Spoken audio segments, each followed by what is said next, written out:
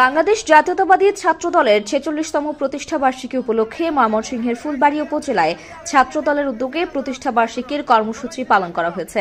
বুধবার বিকেলে এ উপলক্ষে ফুলবাড়িয়া আসনের সাবেক সংসদ সদস্য প্রয়াত প্রকৌশলী শামসুদ্দিন আহমেদের জ্যেষ্ঠ পুত্র, বিএনপি নেতা ও আগামী সংসদ নির্বাচনে ফুলবাড়ী আসনে বিএনপির মনোনয়ন প্রত্যাশী তানভীর আহমেদ রানার নির্দেশক্রমে ফুলবাড়িয়া কলেজ ছাত্রদলের যুগ্ম আহ্বায়ক ও আগামীতে উপজেলা ছাত্র দলের সাধারণ সম্পাদক প্রার্থী রাকিব মণ্ডলের নেতৃত্বে ছাত্র দলের নেতাকর্মীরা বর্ণাঢ্য র্যালি ও আনন্দ শোভাযাত্রা করে।